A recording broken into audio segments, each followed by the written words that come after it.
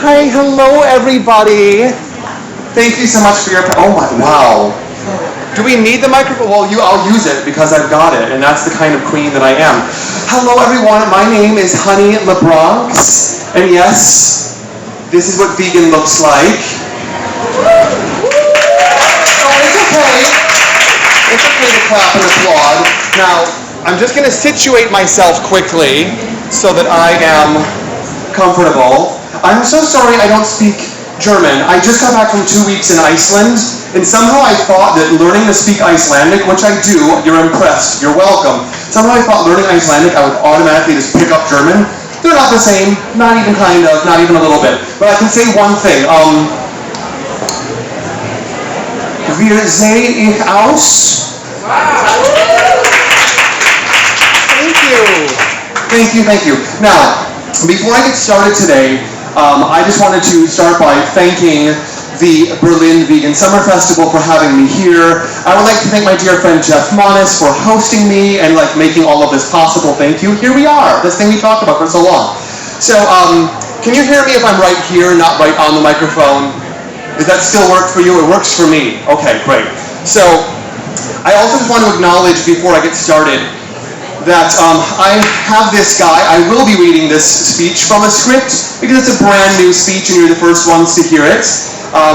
But also before I start today, I would like to acknowledge a few trigger warnings. So this speech will discuss topics that might be difficult for some people to hear about. These topics include violence, racism, sex, rape, ableism, transphobia, Islamophobia, animal abuse, and a few others. I want to mention those trigger warnings just to get that out of the way. And I'm so excited to be here in Berlin for the first time. Never been to Germany. I love it here. It's so inspiring to be in one of the world's most vegan-friendly places. I've been here for 72 hours and it's already far more vegan-friendly than New York City, and just far better than New York City. We'll scratch that from the New York portion of this video. I had a chance to take a look at a lot of your restaurants here, and that you have an entirely vegan supermarket. You guys are absolutely what the future of veganism looks like, and I am so inspired to get to be with you today. Thank you, yes, yes. We're also streaming live on the Facebook. That's http://www.facebook.com/something else. And also before I go on, I just want to say that I am Honey LaBronx. You can find me at The Vegan Drag Queen. That's my cooking show on YouTube, vegandragqueen.com. Thank you, I adore you. And also my podcast, bigfatveganradio.com. Maybe I'll turn this speech into an episode. So, Germany has been an example of for many social justice movements worldwide, and yet, like everywhere else in the world, there is still an ongoing struggle here for social justice in many areas. The world as we inherited it is far from perfect, so exactly where and how do we begin to make it better? A wise person once said, if the oppressed are busy fighting each other, those in power win. In the 1960s in the United States, the civil rights movement was fighting for the rights of black people in America. They were faced with discrimination in voting, housing, and segregation laws. At the same time, women were fighting against discrimination in jobs, legal representation, and sexism in the media. And yet, the victories won by both women and black people were not benefiting everyone equally within those communities. Companies who started hiring more black workers were hiring black men, but not black women. Companies who started hiring more women started giving those jobs to white women, not black women. During the 60s and 70s, the idea of intersectionality began to arise out of the multicultural feminist movement, who saw that black women in particular experienced increased discrimination because of both their gender and the color of their skin. This theory was pioneered largely by Kimberly Crenshaw, a professor at UCLA, who said that the experience of being a black woman cannot be understood in terms of being black and of being a woman considered independently, but must include the interactions which frequently reinforce each other. In the 1990s, as the theory began to gain prominence through the work of sociologist Patricia Hill Collins, she pointed out how cultural patterns of oppression are not only interrelated, but are bound together and influenced by the intersectional systems of society, such as gender, race, class, and ethnicity. Collins referred to this as interlocking oppression.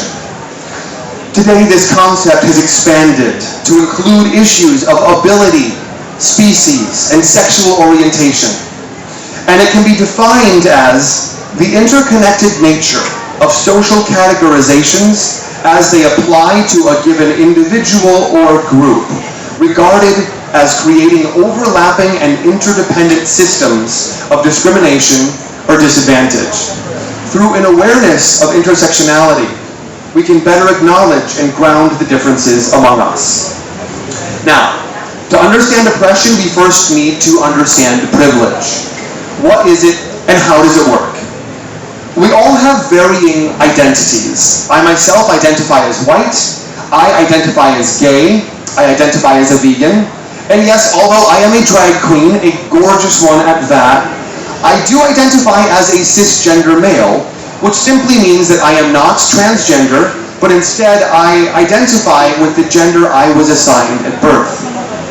Some aspects of my identity come with certain privileges, just as others come with certain disadvantages. Growing up gay, I can certainly identify with being a member of an oppressed minority. I know what it's like to be afraid of gym class for fear of being bullied in the locker room.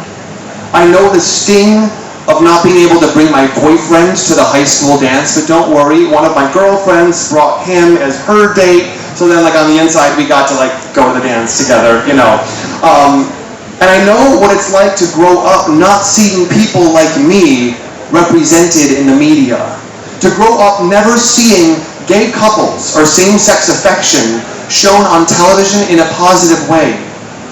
I got the picture loud and clear as a kid that whatever I was not normal, and I would have to hide who I am if I wanted to have a good life. Even when I had a boyfriend, I remember being afraid to hold his hand or give him a kiss in public for fear of what other people would do. I remember the bravery of taking his hand when we were out shopping, and then he let go of my hand when children walked by. When I asked why he did this, he said, "We shouldn't hold hands in front of children," as if there's something so wrong with us that children shouldn't have to see it. However, despite the fact that I have known oppression, there are still many privileges I have as the result of my identity. As a white person, I do not live in fear that the police might treat me unfairly because of the color of my skin. When I enter a shop, I am not afraid that the storekeeper will watch or follow me suspiciously. I'm not worried that my hair, the color of my skin, or the name my mother gave me will prevent me from finding a good job. As a man, I seldom worry about my physical safety when I'm walking home alone at night. Because I'm male, I don't experience being interrupted by men when I have something important to say. And I don't have to repeat myself 5 times in order to be heard once and taken seriously, as women frequently experience.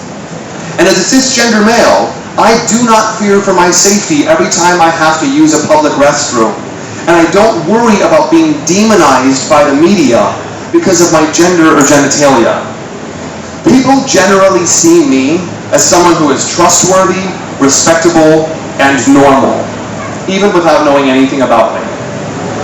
Now, many people who first hear about white privilege or male privilege often react very harshly, saying that the oppression of women and people of color isn't their fault, that they didn't ask to have these privileges. And some even flat out deny the existence of privilege, saying that they too have had it difficult and they didn't have it easy. Sure, there are many poor white people. There are many men performing hard manual labor and earning very low wages. And cisgender women still face plenty of oppression, as they are still faced with many challenges that men don't usually experience, like earning less money than men, or not being taken seriously when reporting that they've been the victim of a rape. To be clear, acknowledging your privilege is just that. It's an acknowledgement that you have certain benefits simply because of the way you identify. These are benefits you can always rely on, even though you didn't do anything to earn them. And these are simply benefits that not everyone was born with. Now, of course, I enjoy the fact that people listen to me when I speak, that I do not live in fear of police brutality, and that I can use a public restroom without fear. But the fact remains that everyone should enjoy those privileges. Acknowledging my privilege is simply my way of saying, yes, I can see that I have these privileges. Yes, I can see that not everyone else has them. And yes, I can agree that they should have them too, but they don't. So here's the good news about privilege. We can use our privilege to help make the world a better place. If you're white, you can use your privilege to speak out for people of color. Because I am generally listened to and respected by other white people, I can make a real difference by calling out other white people when I see them discriminating against a person of color. If you are male, you can use your privilege to speak out for women. You can speak out against the ongoing epidemic of harassment and violence towards women. When your male friends disrespect women in public, you can tell them to knock it off and to consider how scary it would be if he were in her position, because men generally listen to other men. If you are human, you can use your voices to speak out for the animals. And if you are a drag queen, you can use the attention that you get by making people listen to you and carrying a message about social justice and animal suffering. Thank you. Seriously, you can use whatever, I really do use being a drag queen to get I was once fighting with this woman for a taxi in New York, and then I realized how terrible it looked when I was arguing with her, that I saw him first, he's mine. I'm like, what do I look like right now? And we got in the cab, I'm like, we're gonna share a cab then. And I'm like, we're in a cab, I'm a drag queen, she's gonna hear about animal rights the whole ride. And she was like, really? Wow, that's so interesting. They do that to the pigs. Wow, I never knew. I could have talked about, automotive repair. She would have been all ears. You can use whatever talents and advantages you have to help amplify the voices of marginalized communities. By the way, can you guys just imagine coming out to your parents as intersectional? Like, Mom and Dad, I have something to tell you. I am intersectional. I've known for about 3 years now, and your parents will be like, oh my God, what is it? And then you explain to them what being intersectional means. They're like, oh my God, it's worse than I thought. Anyway, when I was preparing to give this speech, I started reading a book on how to give a speech. The first several chapters were mostly about getting to know your audience. So what is their age demographic? Are they mostly men or women? Where will I be speaking? Is there anything historically relevant about the time or place where I'm speaking? Will the people I'm speaking to have just eaten, or are they going to be waiting for me to finish so they can go have a meal or take a nap?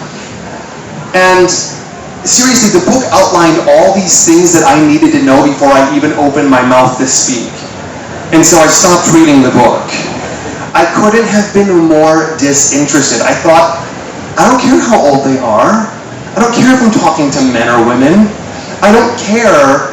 Where is the part of this book that tells me what to say and how to say it? About a month ago, I was talking to this new friend of mine. That's, a euphemism. I was talking to this new friend of mine who is not vegan. He really didn't seem interested in becoming vegan, but he asked me why I was vegan. I spoke so eloquently for about 20 minutes about ethics, the environment, health, animal rights, the economy.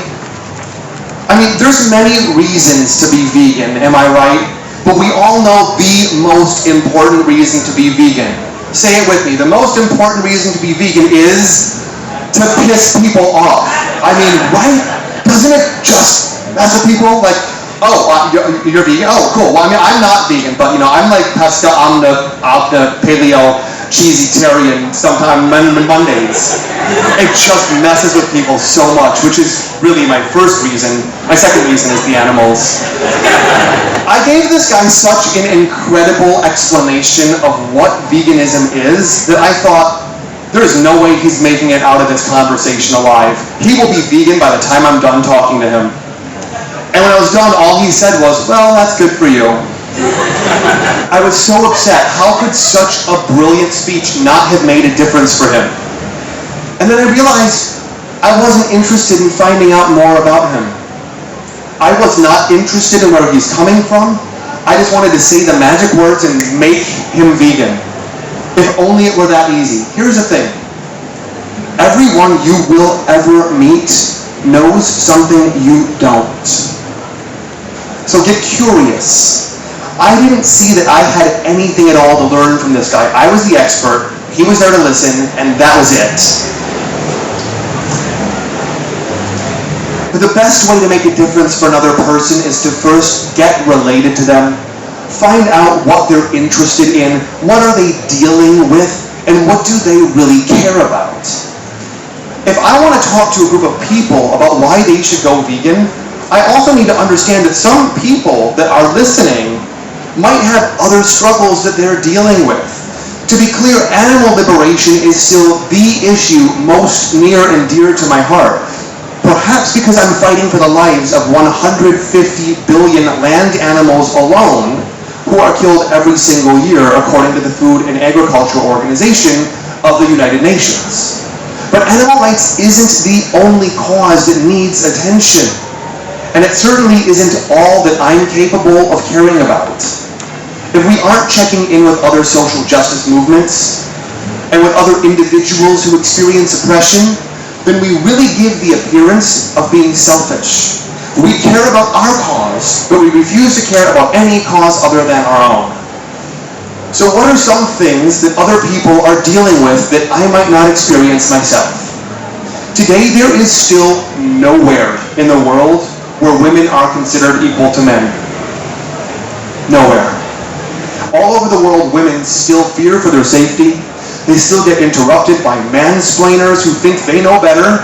They still live in fear of the high likelihood of being raped, and they fear reporting their rape to the police for fear of not being taken seriously, or worse, being blamed for their own rape.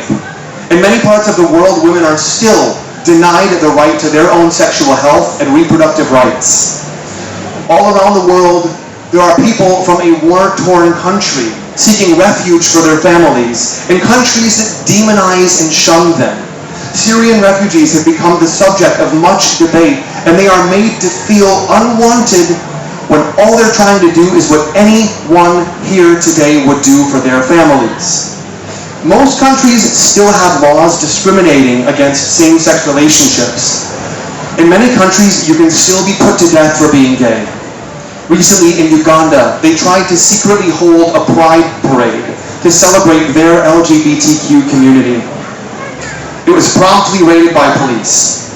People were beaten, jailed, publicly shamed. Some even tried to escape by jumping from a window on the 4th floor of the building. Meanwhile, the president publicly stated that if these people were to be attacked by a mob, they would have brought them on themselves.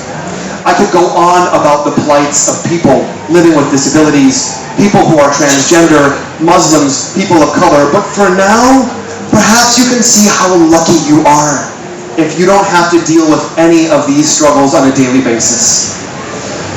Now, there are animal rights activists I know who proudly say, I only care about animals, as if that's something to be proud of. This diminishes our ability to make a difference in the world. Here we are actually believing that we only have enough compassion and enough power to make a difference in one area. For someone as evolved and aware and passionate as vegans to think that they can only make a difference for animals is incredibly short-sighted. In fact, I feel it would be hard to think of a community who feels as deeply, who thinks as rationally, and who fights for justice as tirelessly as the animal rights community. Now imagine how big a difference we could make in the world if a group that powerful were to take a stand for women, for people of color, for the elderly, for Muslims, for people with disabilities. I could go on. We have to remember that not only is our own community comprised of people of color, people of all faiths, men, women, trans people, but our target audience will most likely fall into one of those categories as well. And no matter how brilliantly you speak, how great your talking points are, no matter how convincing your argument is, believe me when I say, the person you're talking to will be thinking in the back of their minds, but what about me? What about my struggle? Are you my ally, or are you just preaching to bring me over to your side? Now, if we're going to make allies, and if we're going to make new vegans, which let's face it, that's our only option at this point. The only thing I can't stand about being vegan is that I can't do it again. We can't go vegan again. We gotta make new vegans. We have to find out what the other person cares about. We have to find out what they're dealing with and what's important to them, and how we can make a difference for them. Because when they ask you, what about Black Lives Matter? Or when they ask you, what about Trump threatening to ban all Muslims from America? And you can't genuinely show that you share their concerns and you're willing to stand with them, then what gets revealed are the things that you don't have to worry about on a daily basis. But your target audience has to think about these things every day, in addition to worrying about the animals. They don't have the luxury of getting to say, I only care about animals. Now here's the good news. I know I'm going to see animal liberation in my lifetime. Let's pause for a moment to just think about what that would look like. We're going to get there, but all is one. This idea of, first we'll fight for people of color, then the gays, then women, then transgender rights. This will always put the animals last. Until people can connect the dots and see all suffering as equal, animal suffering will always be their lowest priority in the fights for social justice. We can't defeat speciesism while contributing to another system of oppression. By seeing all oppression as connected, we avoid ranking some forms as more important than others. Now, it's fine to have one cause as a main focus, and it's great if you can even support other social justice issues and to build bridges with other movements and to use your privilege to help amplify marginalized voices. But you don't have to do those things. In fact, sometimes when you don't know how to help, the best thing you can do is nothing. But the bottom line here is to educate yourself so that you can stop contributing to other forms of oppression. This is the main goal of intersectionality. Anything you can do above and beyond is just icing on the vegan cake.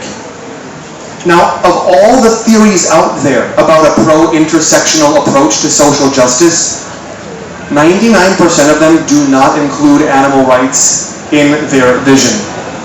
And as an animal rights movement, we can't succeed without involving communities outside of our own. You know, when I didn't think I was going to say this part, but, well, I did because it's written. But when I first heard about the idea of intersectionality, I thought it was just another way of making people care about animals. I actually thought I could use the magical power of intersectionality to make gays, women, and people of color realize that if they don't go vegan for the animals, then they're basically being hypocrites by supporting the same systems that oppress them, exploit the female reproductive system, and bully the most vulnerable. I thought I discovered the secret to making everyone wake up to the fact that nothing but ethical veganism makes sense. Now, however noble my intentions at the time, I can now look back and laugh at how naive I was. I can see how my privilege made it possible for me to ignore their identities and to tell them what they should be fighting for. As a white cisgender male, I recognize that now that I don't get to tell black people what to do. I don't get to tell women how they should feel about their circumstances. I don't get to pretend that I understand everyone within the LGBTQ spectrum. And I definitely don't get to tell people who are fighting for things I'll never have to fight what they should care about. Intersectionality originally came from Black feminism.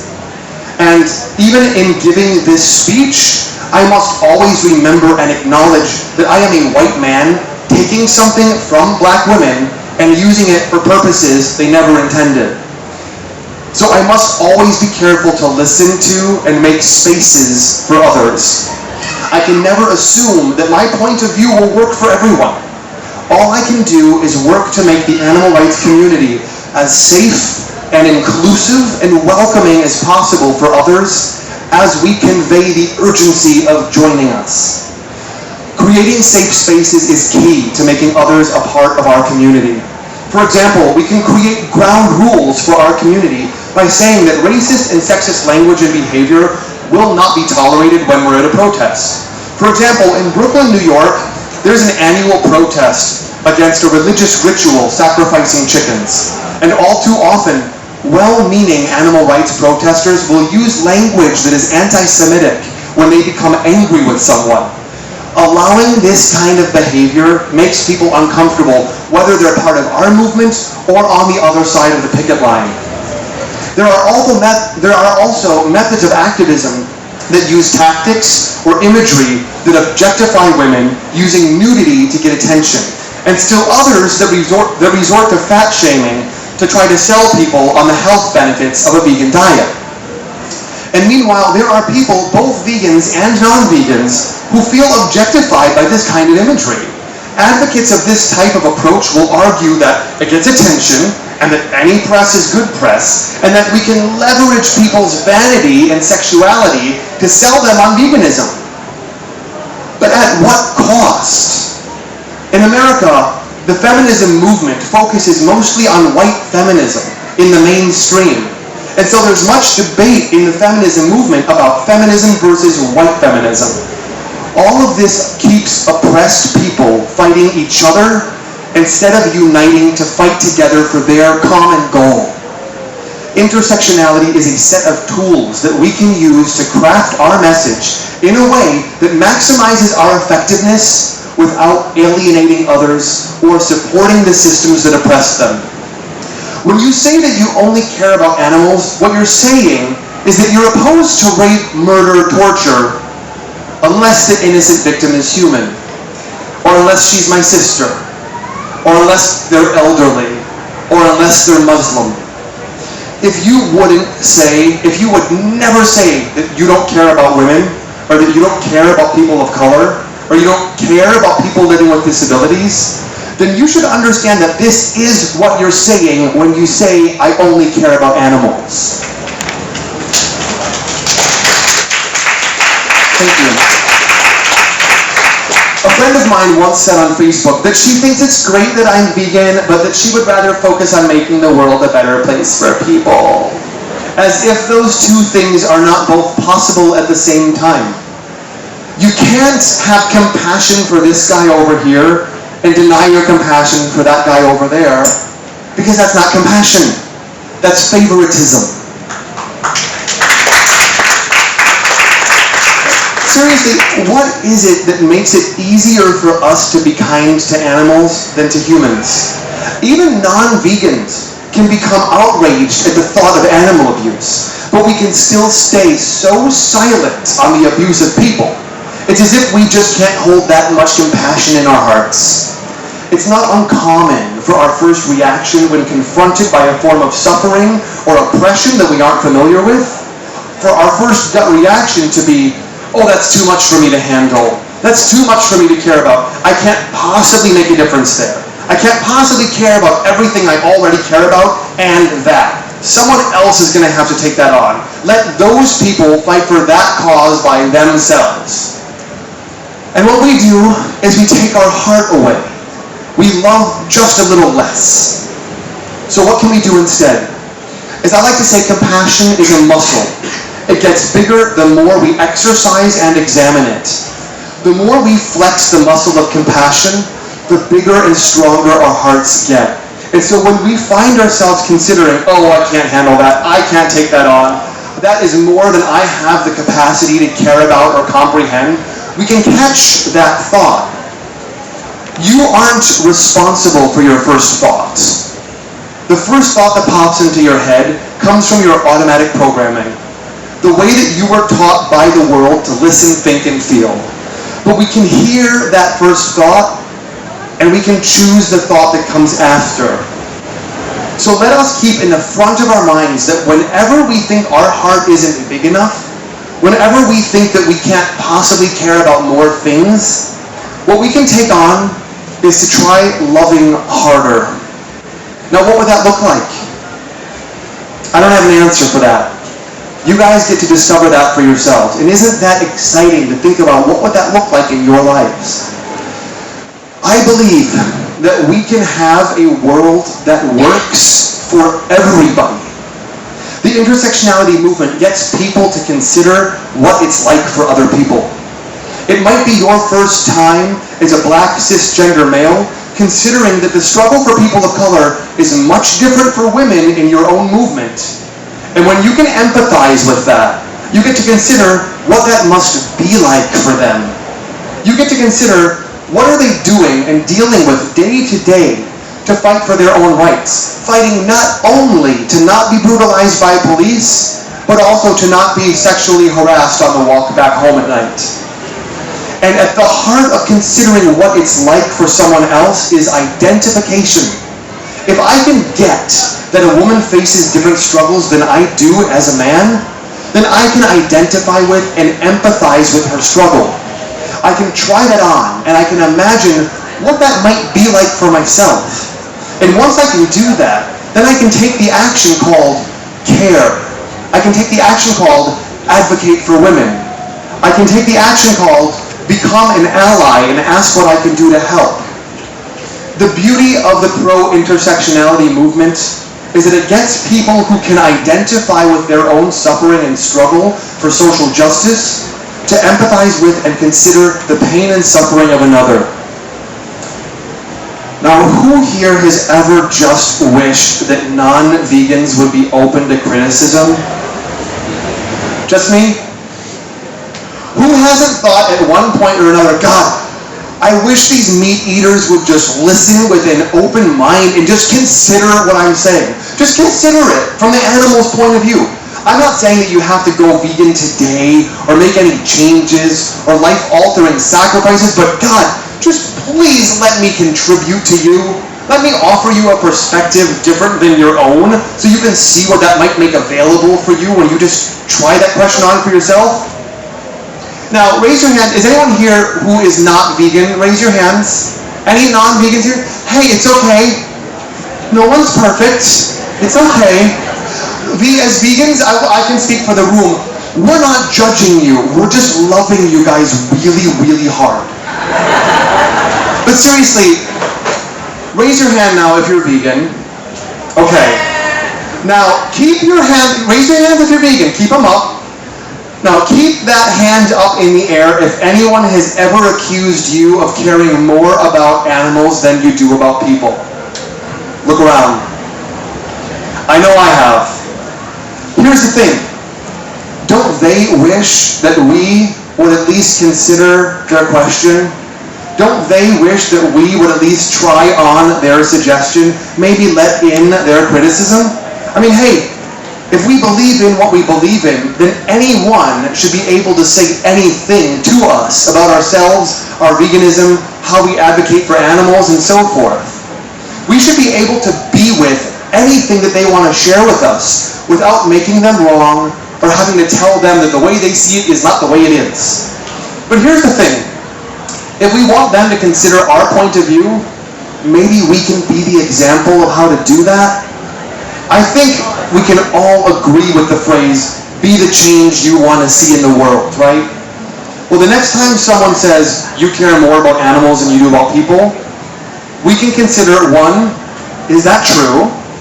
Two, why is this person saying this to me? And three, what might I be doing? Or what might the animal rights community be doing that gives them that impression. To simply tell them they're wrong and their point is invalid isn't going to move us or them. We're both going to walk away from that encounter even more certain that we're right and they're wrong. But at the end of the day, we both want the same thing. We both want peace on the planet in our lifetime and a world that works for everyone. So, in what ways might we be giving the impression that we care more about animals? When I scroll through my friends' Facebook activity, I often see no comment on the black people being killed by police in America.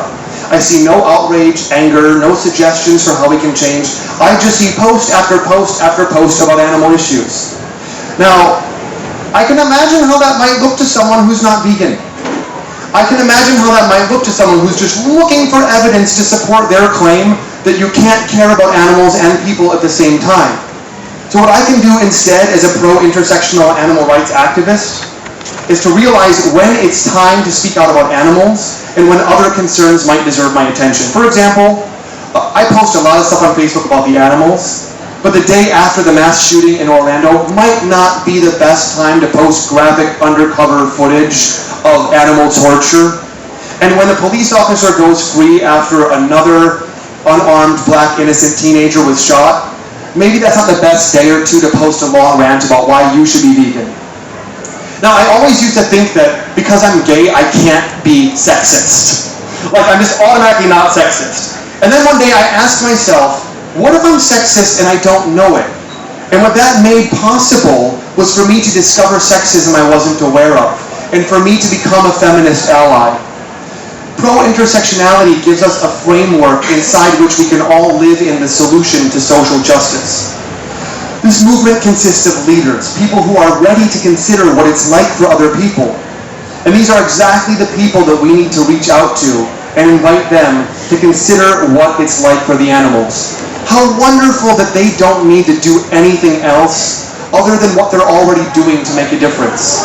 Now, how many social justice movements do you know of in which they can make a real difference for someone simply by ordering their food and clothing and entertainment just a little differently?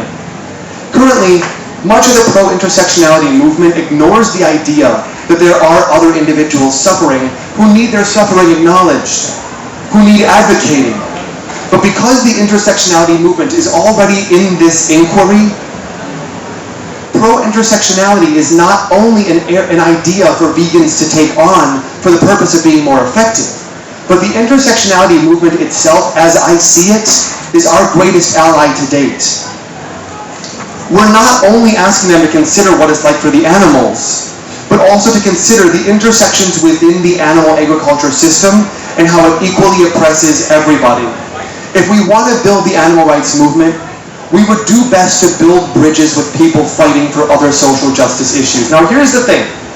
It's okay to make mistakes. You are all gonna make mistakes after this speech. Even after giving this speech, I'm going to make mistakes. I will mostly look back in a year or even a month, and I will realize how much I left out of this speech, how much I didn't know, how much I assumed. Perhaps I'll even realize I said something I shouldn't have, or I used language that some people take issue with. And it's probable that someone will come and point this out to me, and I'll then get to take their comments to heart, and I will thank them for contributing to me. And I'll ask what I can do to be a better ally for other marginalized communities. This is how I will continue to learn and grow in wisdom and compassion. Because this is about progress, not perfection. And so as long as we can strive to be a little better every day, I know that in our lifetime, we can dismantle classism, sexism, ableism, speciesism, homophobia, transphobia, and we will have a world that works for everybody. Thank you.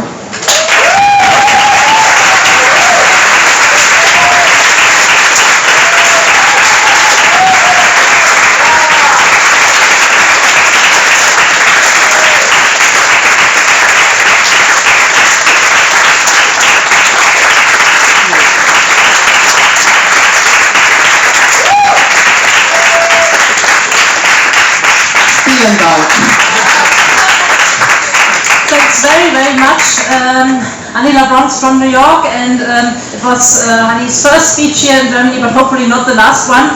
And yeah, it was just amazing. And what I keep in mind most is when you said that sympathy and compassion is like a muscle which grows when you use it. And I think this is the thing to keep in mind. And thank you once again.